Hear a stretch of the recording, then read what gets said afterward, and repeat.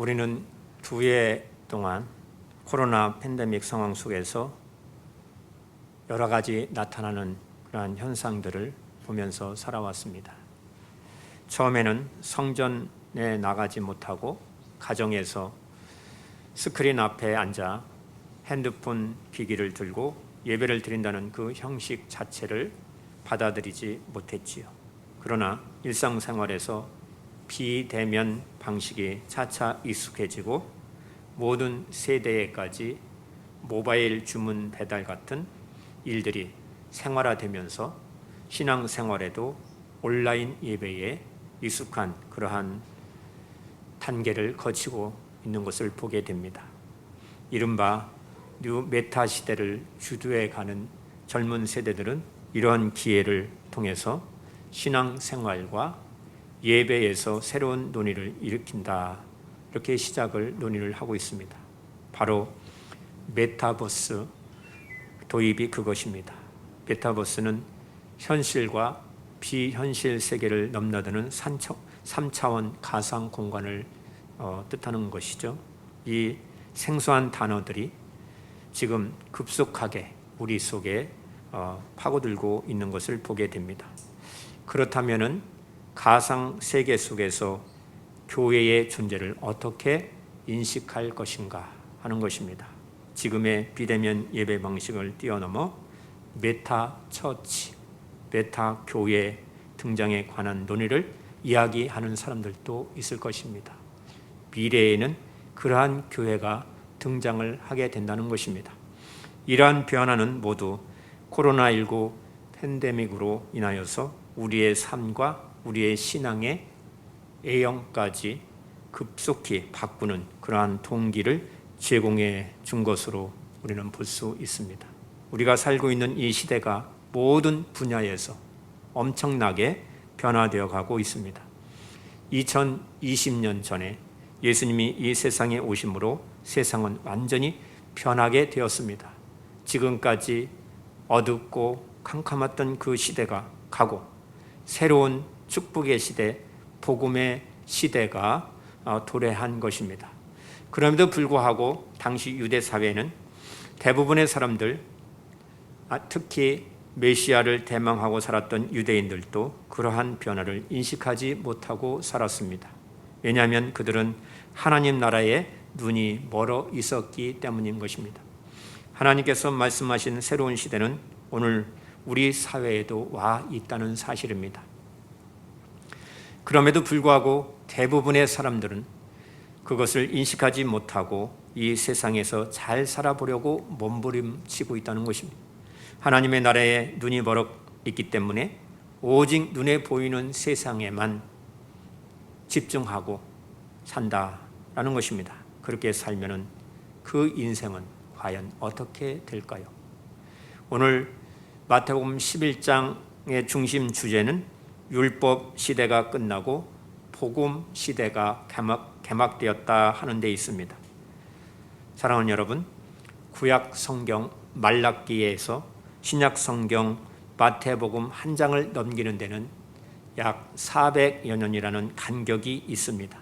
이 시대를 예언의 말씀이 없는 암흑기라고 말을 합니다. 그 시대 분위기는 로마가 이스라엘을 속국으로 통치하고 있을 때였습니다.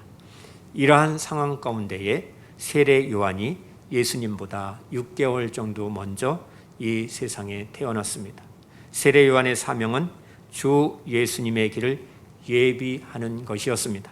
그때에 이르러서 세례 요한이 유다 광야에서 전파하기를 회개하라 천국이 가까웠느니라 라고 설교하였던 것입니다. 그는 예수님을 가리켜서 세상 죄를 지고 가는 하나님의 어린 양이다, 하나님의 아들이다 라고 외쳤습니다. 그리고 예수님은 흥해야 하겠고 자신은 세야 한다 라고 외치면서 예수님을 믿어야 구원을 얻게 된다고 말을 하였던 것입니다. 그러면서도 세례 요한은 자신의 제자들을 예수님에게로 보내어서 진짜 그분이 메시아인지 확인하게 되었던 것입니다. 예수님이 이 세상에 오셨습니다. 세례 요한은 유대인들에게 설교하기를 메시아가 오시면은 그는 성령과 불로 세례를 주실 것이요 사람들을 타작 마당에 모아놓고 타작을 시작할 것이다 라고 예언을 하였습니다. 세례 요한은 더 강력하게 사람들의 죄를 지적하고 책망하고 회개하는 사람들은 모두 세례를 받게 하였던 것입니다.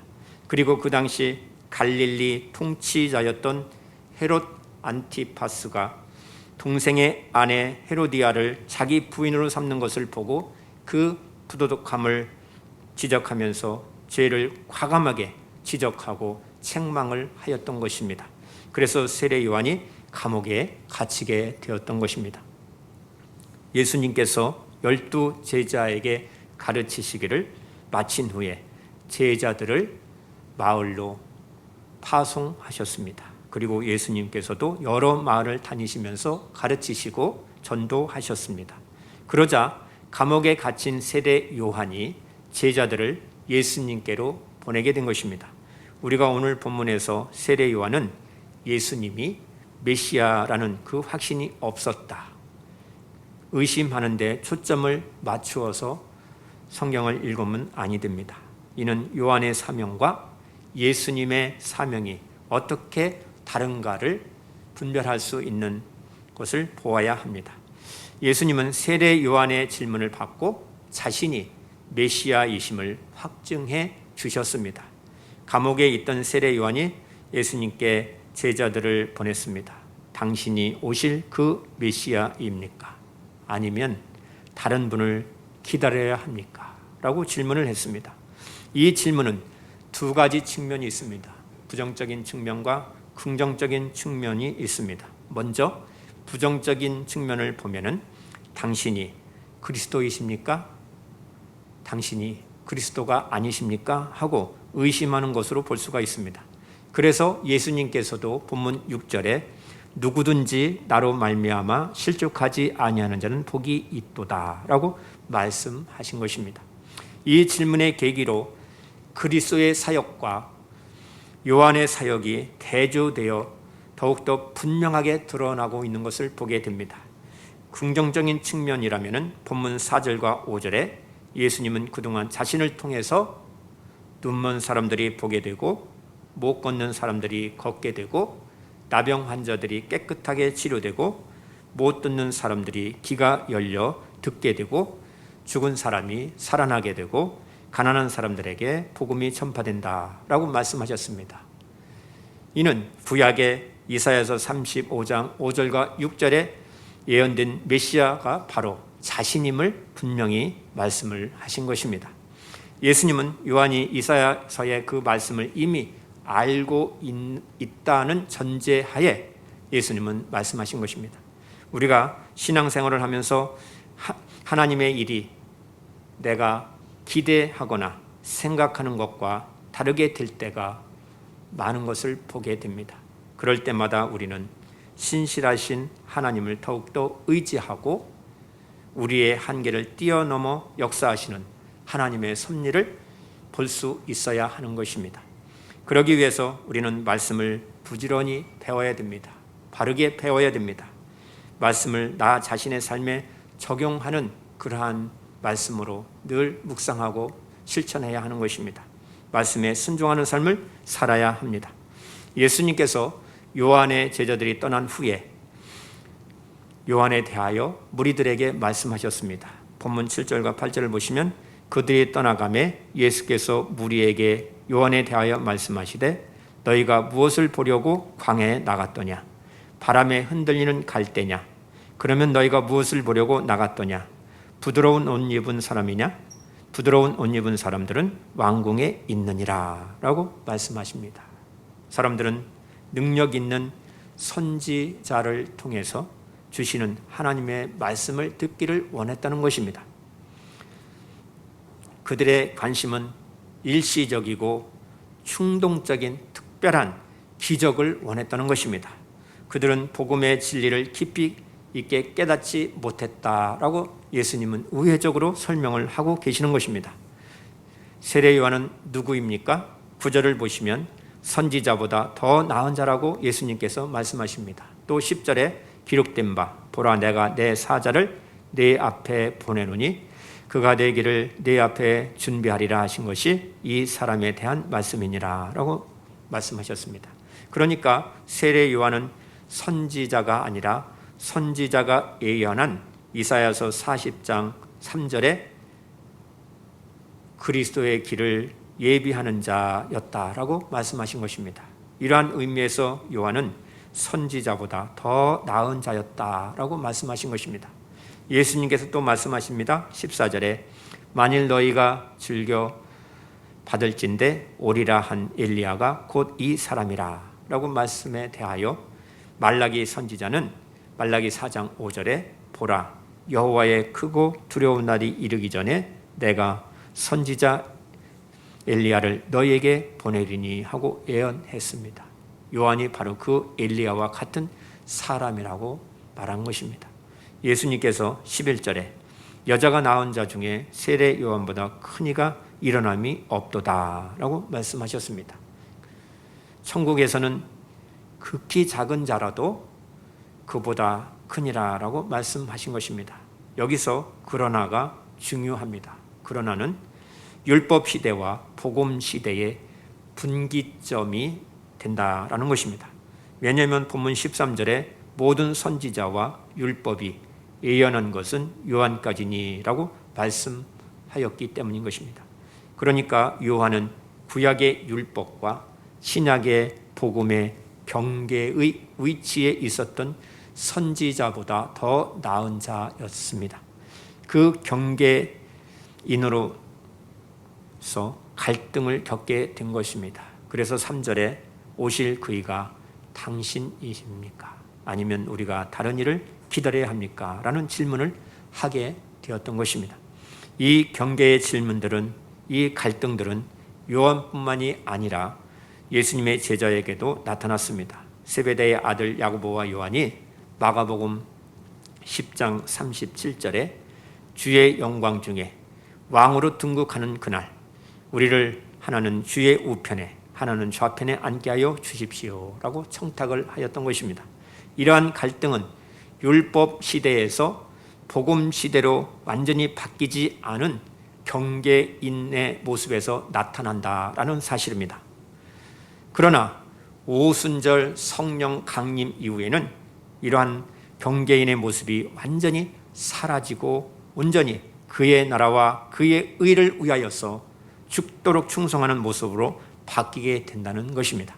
그렇다면 본문 11절에 그러나 천국에는 극히 작은 자라도 그보다 크니라 하신 말씀이 무엇을 뜻하는지 분명해지는 것입니다. 이는 구약시대의 성도들보다 신약시대의 성도들이 더 복된 사람임을 나타내 주는 것입니다. 히브리서 11장 40절을 보시면 이는 하나님이 우리를 위하여 더 좋은 것을 예비하셨은즉 우리가 아니면 그들로 온전함을 이루지 못하게 하려 하심이라 라고 말씀하고 있습니다. 구약 성도들의 믿음이 약속된 구원을 내다보는 것이라면 예수님이 이 땅에 오신 이후 복음을 들은 사람들의 믿음은 그 약속의 성취를 십자가에서 이루신 그리스도의 대속의 일로 말미암아 구원받은 천국 백성들이다라는 사실입니다. 천국은 누가 쟁취할 수 있는지 예수님께서 말씀하십니다. 12절 말씀 세례 요한의 때부터 지금까지 천국은 침노를 당하나니 침노하는 자는 빼앗느니라 라고 말씀하고 있습니다. 여기서 천국이 침노를 당한다는 것은 좋은 뜻으로 말씀하신 것입니다. 천국은 마치 침노하는 자가 땅을 빼앗는 것처럼 간절한 소원의 열망과 믿음을 가지고 추구할 때만 쟁취할 수 있다라고 말씀하신 것입니다. 천국 백성들의 축복은 세례 요한이 소유하고 있는 것보다도 더 크다는 것입니다. 천국에서는 아무리 작은 자라도 은혜 안에 있는 사람들이 그 천국을 소유할 수 있다고 말씀하고 있습니다. 그러나 요한은 구약의 율법 아래에 속해 있었습니다.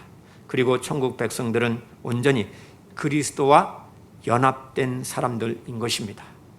세례 요한은 다만 그리스도를 바라보았을 뿐입니다. 뿐만 아니라 천국 백성들은 우리들은 하나님의 자녀의 권세를 받았습니다. 요한은 선지자적인 사명만을 가지고 일을 한 하나님의 사역자였습니다. 그러나 우리는 여기서 좀 더 생각해 보아야 합니다. 천국이 침노를 당한다는 뜻이 무엇입니까? 주님께서 말씀하신 이 천국은 이 세상 나라가 아닙니다. 천국은 하나님의 나라입니다.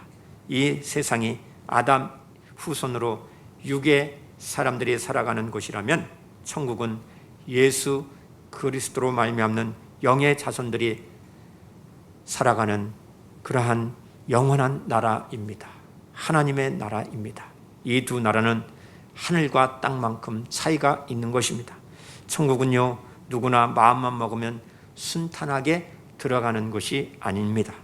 이 나라에 들어가기까지는 철통 같은 장애물들이 가로막혀 있다는 사실을 기억해야 합니다. 죄라고 하는 장벽이 가로막고 있습니다. 부서져야 할 교만이 우뚝 서 있는 것입니다. 사단과 그 졸개 마귀들이 그곳에 들어갈 수 없도록 겹겹이 둘러싸 있는 것입니다. 방해하는 것입니다. 이 모든 것을 뚫고 들어가는 일은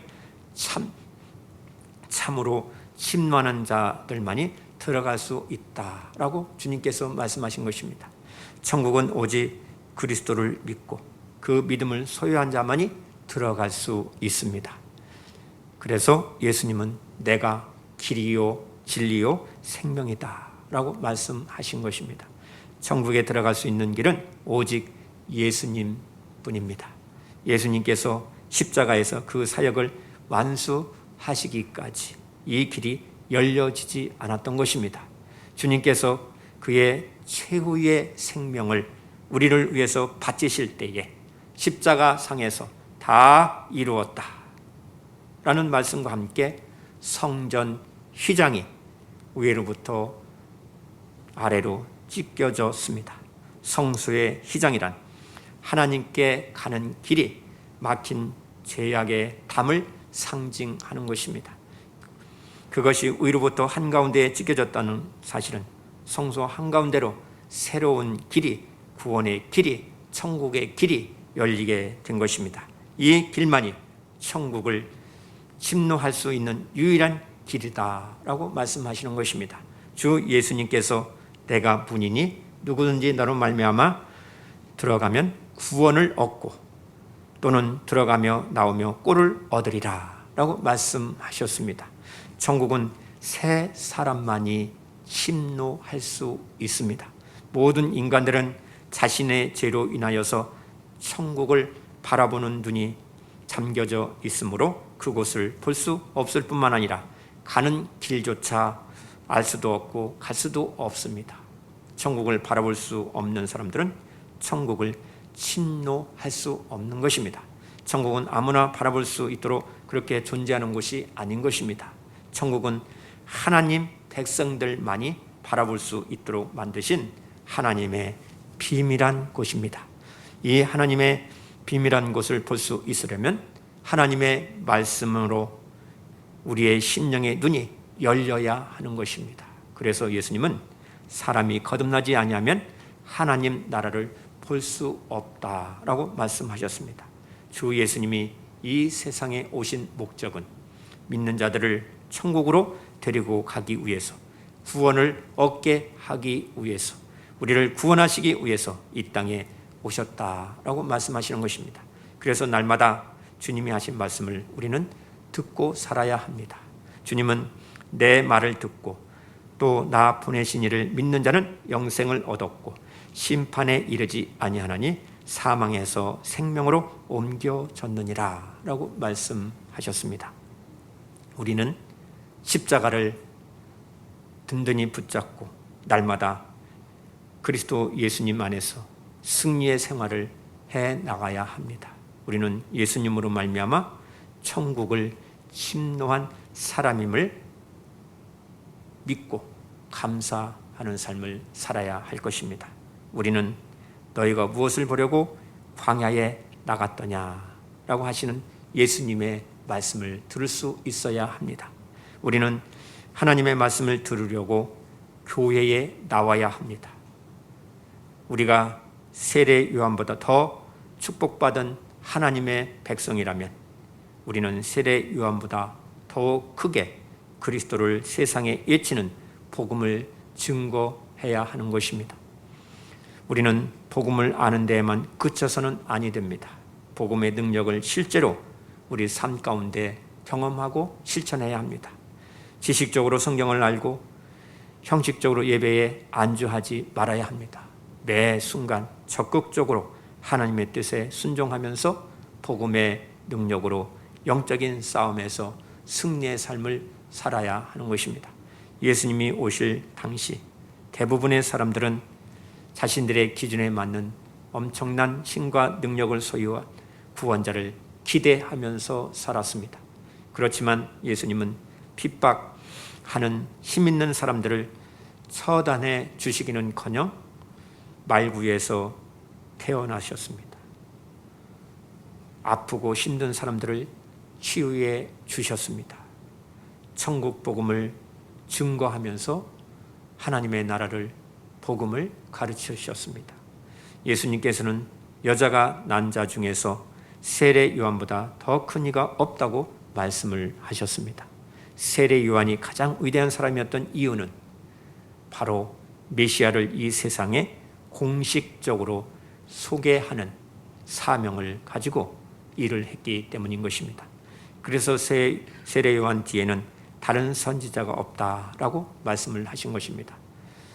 중요한 것은 그 뒤에, 그러나 천국에서는 극히 작은 자라도 그보다 크니라 라고 말씀하신 것입니다. 여기서 천국은 우리가 죽어서 가는 천국을 의미하지 않습니다. 이 천국은 바로 예수님이 함께하는 천국을 말씀하는 것입니다. 우리가 예수님 안에 있고 예수님이 내 안에 계실 때 우리는 이 땅에 살면서 천국을 소유하고 하나님의 나라를 이루면서 생활을 할 수가 있는 것입니다. 예수님은 사람들에게 회개하라, 천국이 가까웠다라고 말씀을 하셨습니다. 예수님은 이 세상에 천국을 가지고 오신 분이십니다. 지금은 그러나의 시대임을 우리는 분별할 수 있어야 합니다. 천국은 침노하는 자만이 들어갈 수 있다고 말씀했습니다.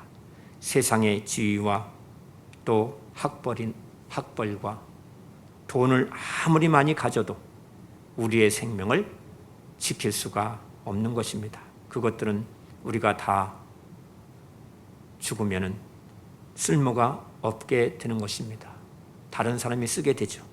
천국은 하나님의 말씀을 순종하고 기도의 능력을 가지고 주님과 함께하고 성령의 능력과 믿음과 소망과 사랑으로 침노하는 자에게 주어진다는 사실을 말씀하고 있습니다.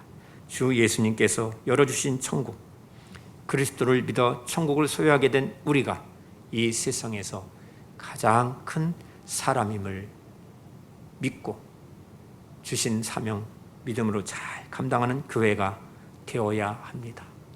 교회에서 이제는 우리가 교회에서 하나님의 나라의 확장 속에서 그 기쁨 속에서 다시 오실 주 예수님을 기다리면서 한 영혼이 천하보다 귀하고 소중함을 알고 생명을 살리는 그러한 교회가 되어야 합니다.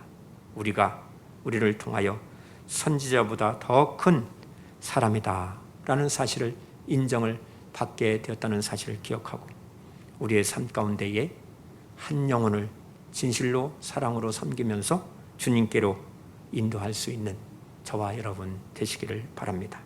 영원한 은혜, 천국을 소유하고 승리하시기를 주님의 이름으로 축복합니다.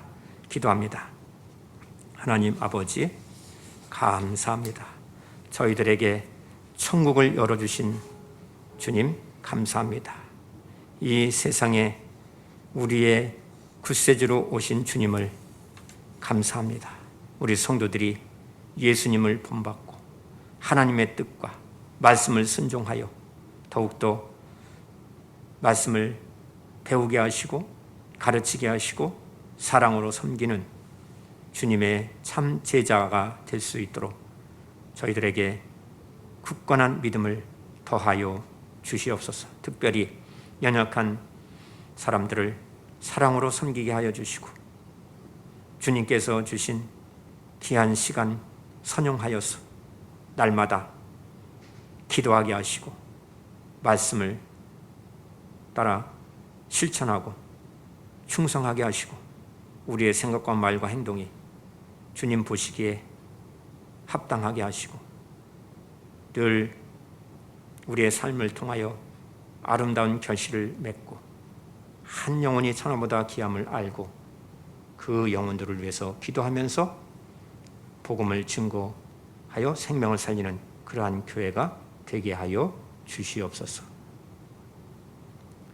이 시대를 분별하는 지혜를 더하여 주실 줄 믿사옵고 예수님의 이름으로 기도드리옵나이다. 아멘.